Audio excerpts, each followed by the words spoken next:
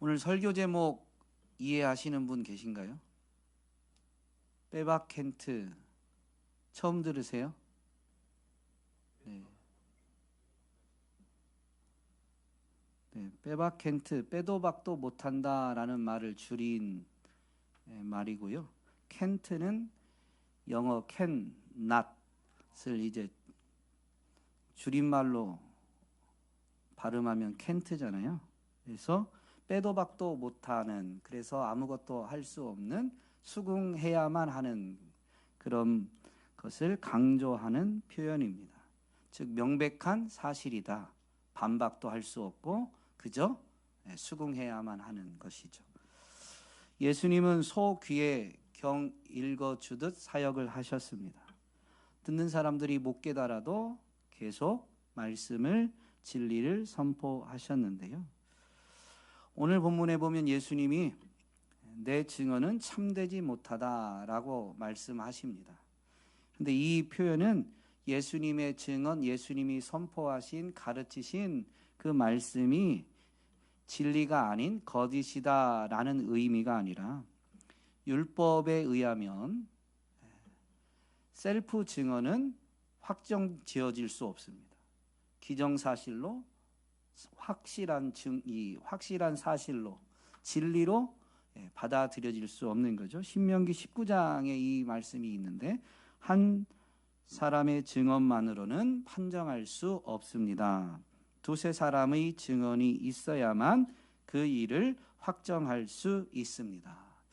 예수님은 자신을 거절하고 핍박하고 심지어 죽이려고 하는 대적자들에게도 계속 이 진리의 말씀, 복음을 선포하셨습니다. 그런 예수님이 자신의 그 진리, 증언이 참되지 못하다라고 하신 것은 거짓이 아닌 분명한 증거가 있다. 셀프 증언만이 아니라 예수님이 전한, 예수님이 나타내는 이 복음이 진리다라는 증거들이 있다라는 것을 이제 이어서 말씀하시려고 하신 말씀인 거죠. 예수님의 이 가르침을 잘 되새겨보면 예수님이 두세 증인, 증거를 내세움으로 인해서 예수님이 그동안 전하신, 이 앞에서 가르치신 그 말씀이 예수님이 하나님의 아들 그리스도시다라는 이 사실이 정말로 부인할 수 없는 진리다라는 것을 강조하시는데요. 저와 여러분이 예수님이 이 내세우시는 증거와 증인들을 살펴봄으로 인해서 정말로 예수님이 복음이시요, 예수님이 전하신, 가르치신 말씀이 복음이다라는 것을 확신하게 되고, 그 복음을 붙들므로 복음이 삶에서 체험되어지며, 더 나아가서 그렇기에 누구도 부인할 수 없는 이 진리, 복음을 증거하는 저와 여러분이 되기를 주님의 이름으로 축복합니다. 예수님이 자신의 증언만이 아니라 그것을 뒷받침하는, 그것이 사실이라는 것을 뒷받침하는 증인을 내세우는데 첫 번째가 요한입니다. 너희가 요한에게 사람을 보냈을 때 그는 이 진리를 증언하였다. 요한도 진리를 증언했는데 그 진리가 바로 예수 그리스도에 대한 거죠. 요한은 예수님이 요단강에서 세례를 베풀 때 자기에게 나아오시게 되자 그 예수님을 바라보면서 보라, 세상 죄를 지고 가는 하나님의 어린 양이다 라고 분명히 선언하셨습니다. 그러면서 그 예수님의 길을 준비한 세례 요한은 회개하여라, 하나님의 나라가 가까이 왔다라고 분명히 증거했죠. 예수님이 세상 죄를 짊어지시는 예수님이 자기에게 나아오시게 되는데, 그 예수님이 이제 오신 것이 하나님 나라가 가까이 온 거죠. 즉 세례 요한이 선포한 내용을 보면 예수님을 통해서 하나님 나라가 이 땅 가운데 이루어지게 된다라는 겁니다. 죄와 사망의 그늘 아래 있던 사람들이 세상 죄를 대신 지신 예수 그리스도의 구속 사역을 믿음으로 말미암아 죄와 사망 가운데에서 생명으로 옮겨지게 되고, 그 생명이 있는 곳이 바로 하나님 나라임을 아주 함축해서 선포한 것입니다.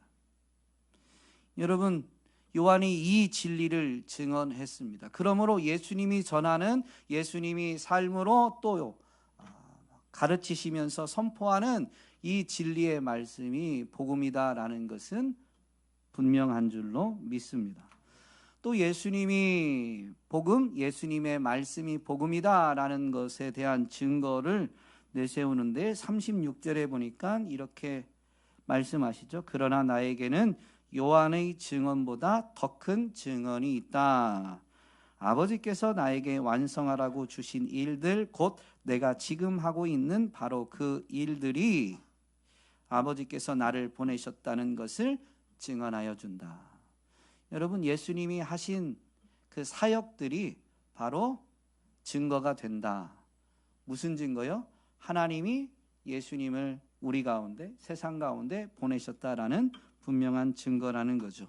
여러분, 예수님이 하신, 이 땅에 오셔서 예수님이 하신 일들은 하나님 아버지께서 완성하라고 맡기신 일들인데요. 예수님이 이 땅에 오셔서 하신 일이 뭐예요?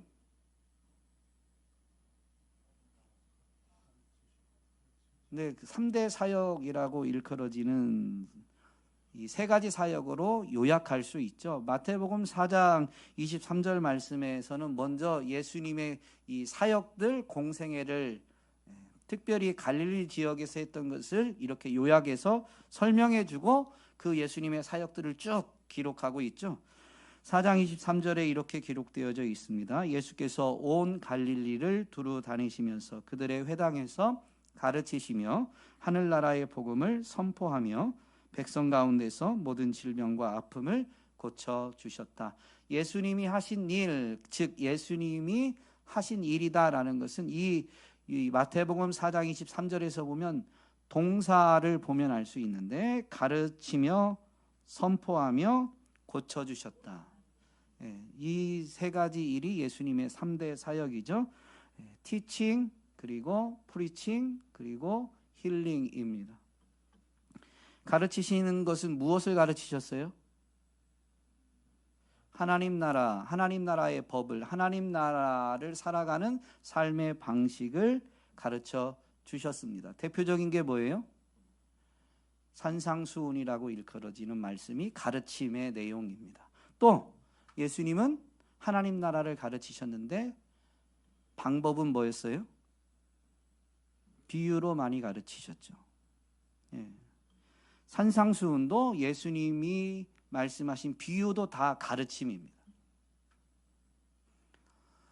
또 예수님은 하나님 나라를 선포하셨어요. 전파하셨는데요.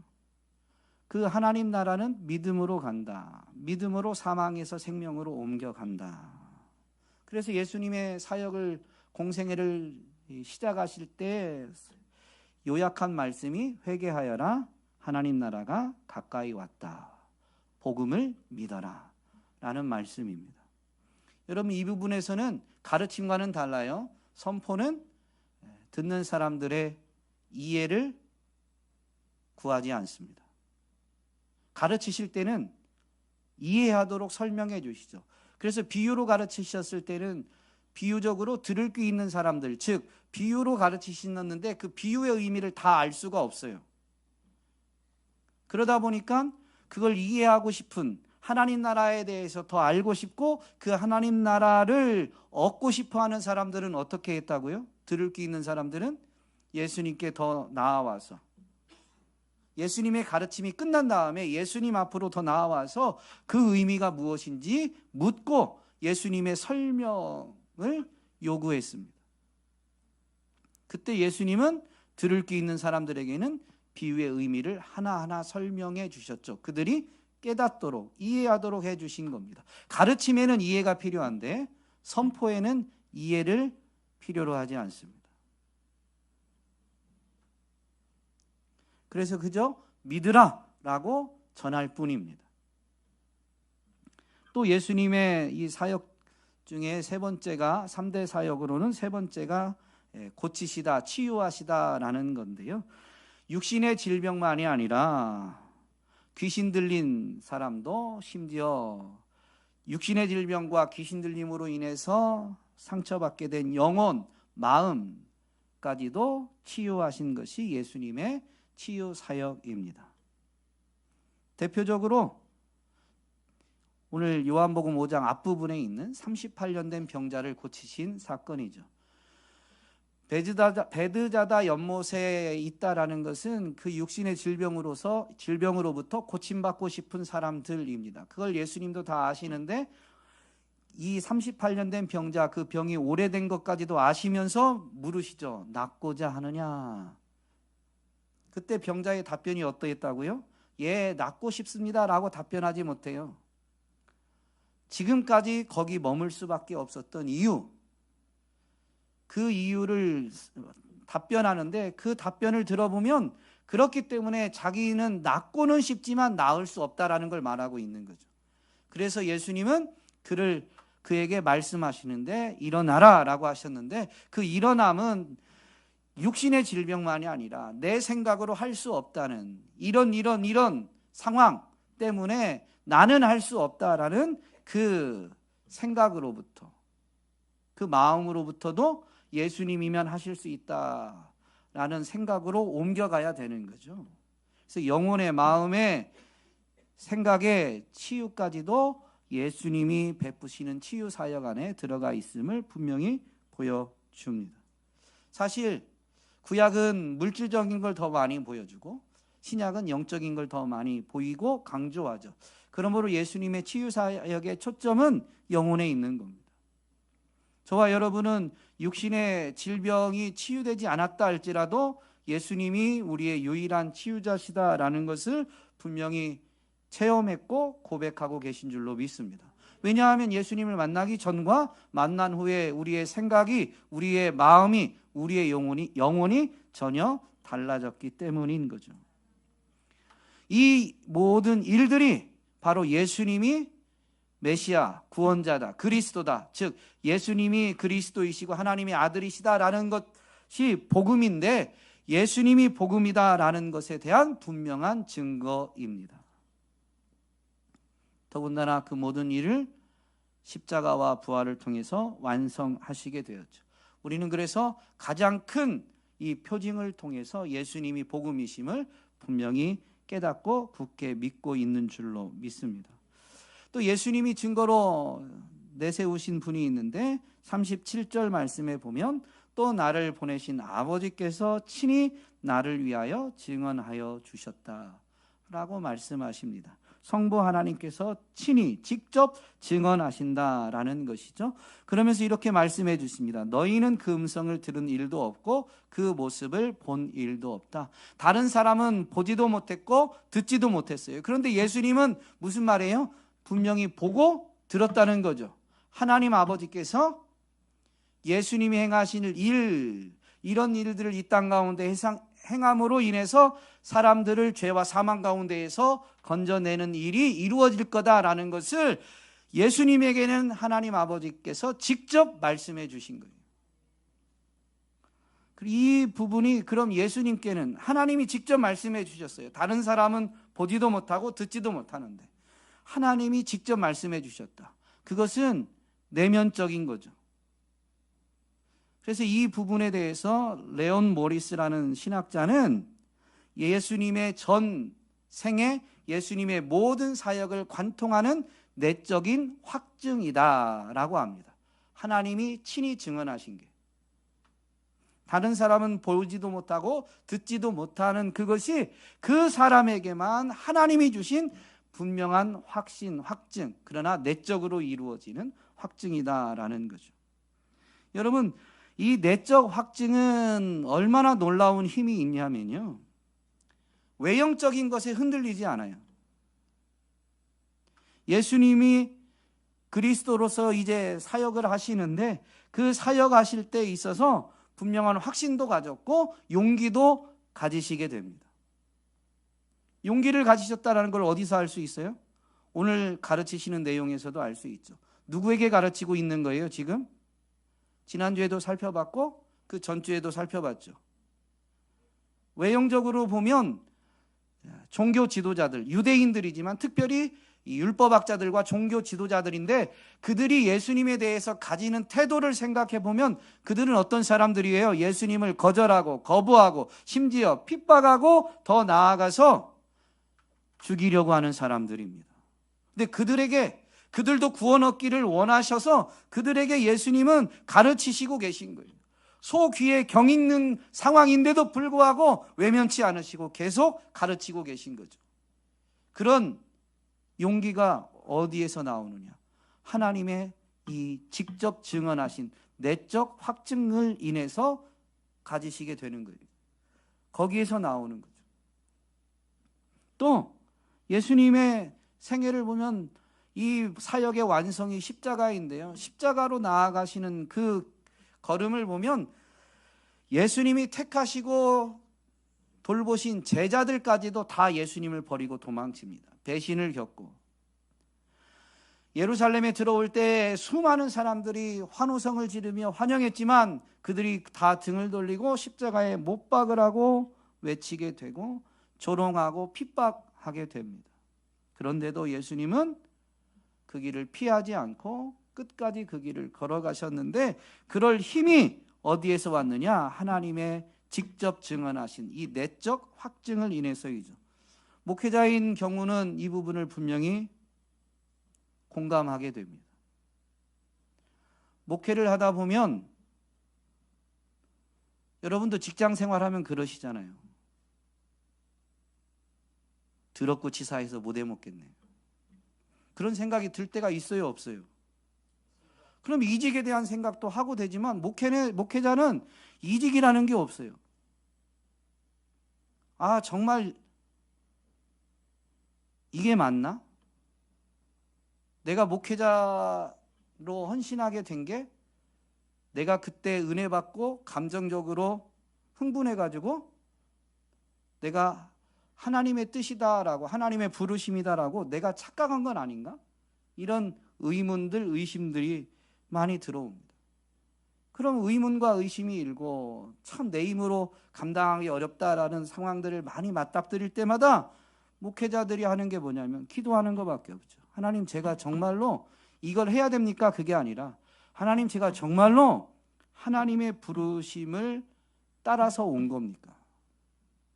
묻게 돼요. 그리고 그때 하나님이 깨닫게 해주셔서 감정적 흥분이 아니라 명확하게 하나님의 택하심과 부르심을 따라서 목회의 길로 들어섰다라는 것을 하나님이 다시 말씀해 주시면 거기서 버틸 힘을 얻고 버티다 보면 이겨내게 되는 거죠. 그렇지 못하면 많은 목회자들이 목회의 길에 들어섰다가 다른 길을 택하게 되는 경우도 많이 있습니다. 여러분, 내적 확증은 얼마나 중요한지 몰라요. 사실 내적 확증은 우리가 갖는 이 일반적 사고에서 목회자들만이 내적 확증을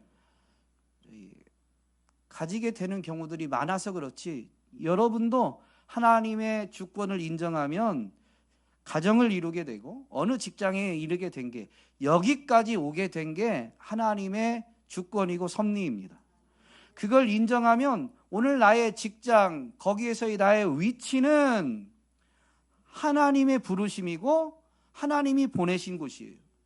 그게 분명하면 거기서 이직을 하지 말라라는 그런 의미가 아니라요, 거기서 하나님의 뜻을 구하고 하나님의 뜻을 이루는 것을 위해서 때로는 인내하고 억울하고 속상해도 때로는 버티면서 정말로 하나님의 사람으로서 하나님의 뜻을 이루어가는 일에 쓰임받게 된다라는 겁니다. 내적 확신이, 그 확증이 어려움에도 포기하지 않게 하고 끝까지 사명의 길로 나아가게 만들어준다라는 것이죠. 여러분, 그러면 그 내적 확증이라는 것은 하나님이 친히 주시는 건데 하나님이 어떻게 주실까요? 네? 성령의 역사인데 성령의 역사는 어떻게? 뭘 통해서? 말씀을 통해서. 그래서 이렇게 말씀하십니다. 38절에 또 그 말씀이 너희 속에 머물러 있지도 않다. 그것은 너희가 그분이 보내신 이를 믿지 않기 때문이다. 그분이 보내신 분은 물론 예수 그리스도이시지만 예수 그리스도 이전의 역사를 보면 여러분, 하나님이 보내셔서 하나님의 말씀을 전하시죠. 예언자들입니다. 예언자들을 보내서 하나님이 계속 말씀해 주세요. 그리고 그 예언자들이 전한 말씀은, 예언자들이 처음에는 직접 말씀을 전했지만 나중에는 그 말씀이 어떻게 돼요? 기록되어지죠. 기록되어진 말씀도 하나님이 사람을 보내서 주신 말씀이에요. 모세는 창세기부터 신명기까지 기록했다고 알려져 있죠. 그래서 우리는 이 모세가 기록하여서 하나님 백성에게 전해 주었다라고 믿고 창세기부터 신명기까지를 모세 오경이라고 일컫게 됩니다. 유대인들은 이 말씀을 토라라고 말하면서 권위를 두죠. 여러분, 모세는 예언자예요, 아니에요? 예언자입니다. 하나님이 말씀을 맡겨서 그 말씀을 전하게 한 모든 사람은 다 예언자예요. 미래 사건을 말한 사람만이 예언자가 아니라. 여러분, 이렇게 하나님은 사람들에게 하나님의 말씀을 보내시고자 예언자를 먼저 택하시고 예언자를 통해서 말씀하셨습니다. 그리고 그 말씀이 기록되어졌는데 그 기록된 말씀, 예언자들을 통해서 이전에 과거에서 말씀하셨지만 그 모든 말씀들이 누구를 가리키고 있는 거예요? 예수 그리스도를 가리키고 있는 겁니다.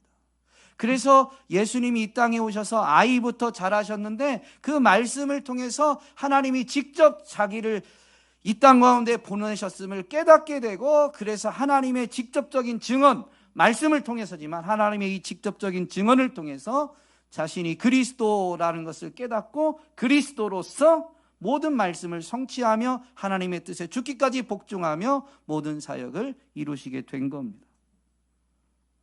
여러분, 오늘 저와 여러분은 말씀을 통해서 하나님의 택하심과 부르심을 깨닫고 있는지, 그래서 그 말씀을 통해서 오늘 하나님이 나를 붙드시고 나를 하나님의 나라와 복음을 위한 사역의 사명자로 쓰시고자 하는지를 분명히 인정하고 그 사명에 충실하고 있는지, 오늘 우리도 이 복음의 증거 앞에서 우리 자신을 점검할 수 있어야 되겠습니다.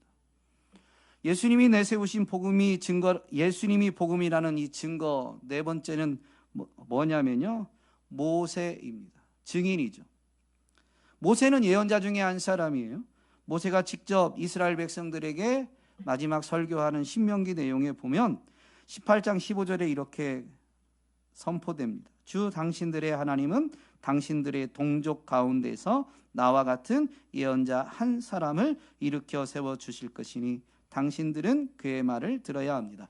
모세도 예언자 중에 하나예요. 하나님이 분명히 예언자들을 통해서 말씀하셨고 또 그 말씀들은 기록되어져 있는데, 모세를 통해서 하신 말씀도 기록되어져서 오늘 우리에게도 전해지고 심지어 예수님 당시 유대인들에게도 기록된 말씀이 이미 전해졌습니다. 그런데 왜 예수님은 굳이 모세를 또 증인으로 언급하고 계실까요? 그것은 듣는 사람들이 지금 예수님의 말씀은 귀담아 듣지 않으면서 모세는 권위 있게 인정하고 있거든요. 그래서 예수님은 듣는 사람들이 모세는 인정하고 있으니까 모세를 증인으로 세우면서 그 모세조차도 예수님을 증언했음을 설명해 주고 계신 겁니다. 무슨 의미일까요? 소 귀에 경 읽어주듯 사역하시는 예수님, 자기를 거절하고 거부하고 대적하는 그 사람들이 모세가 예수님을 증언하고 있다라고 지금 예수님이 말씀하시니, 모세가 기록한 글들을 그들이 다시 한번 잘 참고해서 그 말씀을 정말로 잘 공부해서 그 말씀이 가르치는 예수님께로 나아오기를 원하고 계신 겁니다. 그런데 이 사람들이 예수님의 이 말씀을 귀담아 듣지 않아요. 이렇게까지도 말씀하시는데 예수님을 믿으려고 하지 않아요. 예수님이 분명히 모세를 증인으로 세우면서 말씀하시죠. 46절에 너희가 모세를 믿었다라면 나를 믿었을 것이다. 모세가 나를 두고 썼기 때문이다. 여러분, 모세오경이라고 하는 모세가 쓴 모든 글도, 율법서든 모든 그 말씀이 다 예수 그리스도를 가리키고 있어요. 그 말씀을 정말로 믿고 연구했다면 그 말씀을 통해서 예수님을 발견하고 예수님을 믿게 되어 있어요. 그리고 그들도 믿음으로 구원을 받게 되어 있는 거죠. 그런데 왜 믿지 않을까요?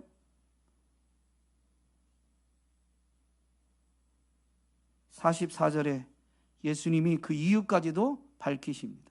너희는 서로 영광을 주고받으면서 오직 한 분이신 하나님께서 주시는 영광은 구하지 않으니 어떻게 믿을 수 있겠느냐. 여러분, 성경을 아무리 읽고 성경을 가르친다 할지라도요, 그 말씀을 읽고 연구하면서 아버지 하나님께서 주시는 영광을 구하지 않고 서로 영광을 주고받는, 그 서로는 누구예요? 사람이죠. 사람에게 영광을 구하는 것은, 구하고 있다면 아무리 말씀을 연구하고 가르치는 사람일지라도 그 말씀에서 예수 그리스도를 발견할 수가 없습니다. 하나님의 영광을 구한다는 게 뭘까요?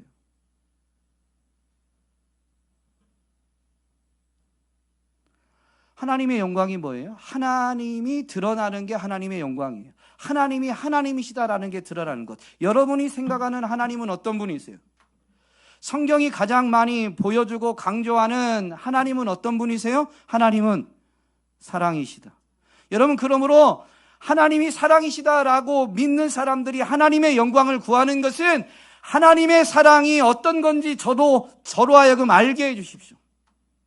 사실 예수 그리스도 그분의 십자가를 통해서 하나님이 죄인인 나를 이렇게까지 사랑하신다라는 것을 보여주셨죠. 그래서 그걸 깨닫는 사람들은 하나님의 사랑을 깨달은 거예요. 하나님의 영광을 맛보게 된 거죠. 여러분, 하나님의 영광을 맛본 사람, 하나님의 사랑을 깨달은 사람은 어떻게 되죠? 하나님을 사랑하게 돼요.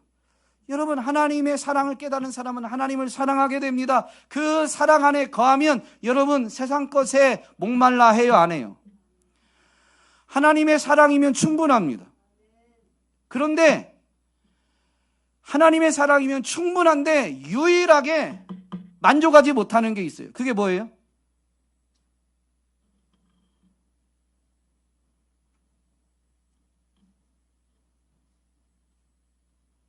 하나님의 사랑입니다. 사랑은 만족이 없어요. 사랑하면, 사랑을 알면 사랑 때문에 행복하고 만족하지만 또 만족이 없어요. 말이 앞뒤가 안 맞지만 사실이 그렇잖아요. 내가 사랑하는 사람이 날 사랑하면 그것 자체로 세상을 다 얻은 것과 같아요. 그러나 그래서 만족하지만 또 그 사랑에 대해서만큼은 여전히 목말라 하는 거죠. 여러분, 하나님을 사랑하는 사람들은 하나님의 사랑을 이미 맛본 사람들인데 그들은 하나님을 사랑하면서 계속 간구하는 거예요. 이 목마름, 이 갈급함 하나님 채워주십시오. 무슨 얘기예요? 내가 하나님의 사랑을 이만큼 알았지만 그게 하나님의 사랑의 전부가 아니니까. 하나님의 사랑의 너비와 길이와 높이와 깊이가 어떠한지 저로 하여금 더 알게 해주십시오. 하나님 사랑으로 저를 더 채워주십시오. 그렇게 간구하게 됩니다. 그게 하나님의 영광을 구하는 것, 오직 하나님으로부터 오는 영광을 구하는 거예요. 그런데 율법학자들, 종교 지도자들, 지금 예수님의 가르침을 듣고 있는 이 사람들은 하나님의 영광을 구하지 않아요. 그들이 율법학자지만 서로 영광을 구한다, 사람의 영광을 구한다라는 거죠. 유대 사회는 분명히 종교 사회입니다. 그 종교 사회에서 기득권을 갖고 있는, 경전을 맡아서 경전을 연구하고 가르치는 이 사명자들, 직분자들이 하나님의 영광을 구하지 않고 사람에게 영광을 구한대요. 무슨 말이에요? 내가 성경을 이렇게 알고 있다. 내가 성경을 이만큼 읽고 이만큼 연구하고 내가 이렇게 잘 가르친다 라는 것을 사람들에게 인정받고 싶어 하는 거죠. 오늘 우리는 교회 생활, 경건 생활을 하면서 오직 하나님으로부터 오는 영광, 하나님의 영광만을 구하고 있는지, 사람의 영광을 구하고 있는지 돌아봐야 돼요.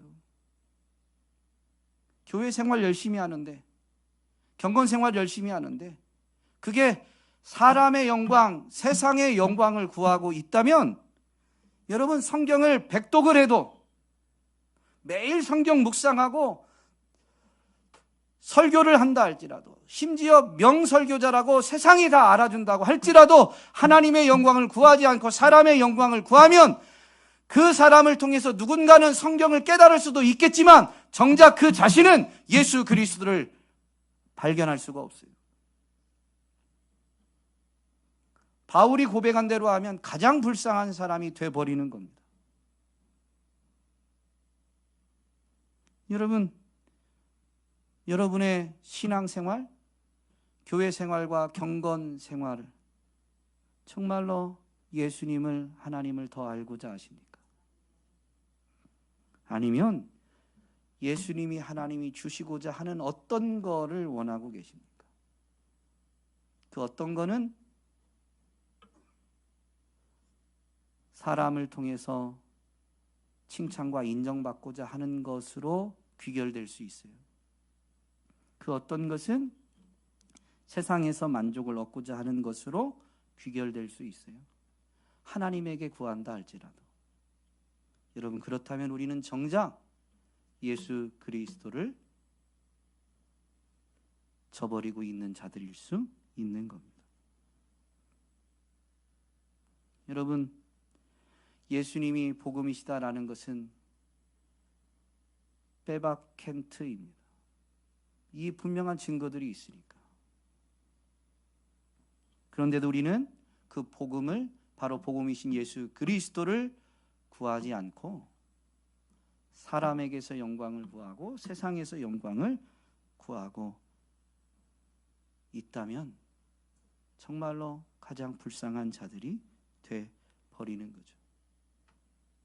예수님이 이 증인을 세우시면서 하신 말씀 중에 우리가 눈여겨봐야 될 부분이 있는데, 36절에 보면 그러나 나에게는 요한의 증언보다 더 큰 증언이 있다. 굳이 요한의 증언이 필요하지 않은 거죠. 그래서 예수님은 34절에서 요한을 증인으로 세우신 다음에 이렇게 말씀하세요. 내가 이 말을 하는 것은 내가 사람의 증언이 필요해서가 아니다. 여러분, 복음이 진리다라는 데 있어서 우리 말이 굳이 필요한 건 아니에요. 사람의 말이 있어야만 복음이 진리로 입증되는 건 아니에요. 복음이 진리다라는 것에 대한 증거는 하나님이 직접 하셨고 기록된 말씀을 통해서, 그리고 사람의 몸을 입고 이 땅 가운데 오셔서 행하신 예수님의 모든 행적, 삶을 통해서 복음이 진리다라는 건 이미 입증되었습니다. 더 이상 증거는 필요하지 않아요. 그런데도 불구하고 요한과 같은 사람을 예수님이 왜 증인으로 세우시고 그런 증인을, 그런 사람들의 증언을 필요로 하시느냐? 34절 후반부에 이렇게 말씀하십니다. 그것은 다만 너희로 하여금 구원을 얻게 하려는 것이다. 여러분, 하늘의 일을 말하면 육신을 가진 사람이 알아요, 몰라요? 니고데모와의 대화를 보면 예수님은 땅의 일을, 몸을 입고 이 땅에 오셔서 예수님이 행하시는 일들을 보이시고 가르치시는데도 불구하고 육을 가진 사람들이 땅의 일을 말해도 못 알아들어요. 그런데 하물며 하늘의 일을 말하면 알아듣겠느냐? 못 알아듣는다는 거죠. 여러분, 못 알아듣는다고 예수님이 그들이 멸망당하길 원하시는 게 아니라 지금 예수님을 향해서 대적하고 핍박하고 죽이려고 하는 사람들까지도 뭐 하길 원하신다고요? 구원받길 원하시는 거예요. 그래서 사람이 필요한 거예요.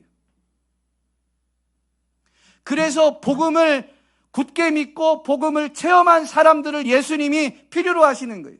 그래서 먼저 요한을, 세례 요한을 증인으로 세우셨다는 거죠.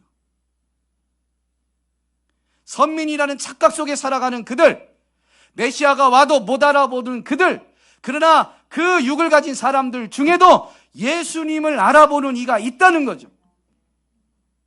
그 사람이 사람에게 가서 자기 눈에 보이는 것밖에 못 보고 자기 귀에 들리는 것밖에 듣지 못하지만 그 사람이 가서 예수님에 대해서 말하는 것이 필요하다는 겁니다.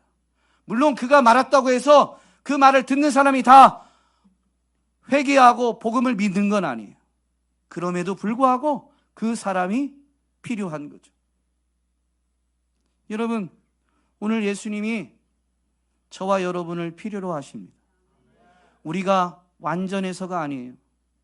우리가 육을 가졌지만 영적인 진리를 깨달아 알게 되었기 때문에, 우리는 영적인 진리를 아직 완전히 구현하지 못하는 여전히 연약하고 부족한 자이지만, 그러나 육을 가졌는데 영적인 진리를 체험하여 알게 되었으니 우리의 육을 가지고 영적인 진리를 말할 수 있는 자들이다 보니 예수님이 지금 우리를 필요로 하십니다.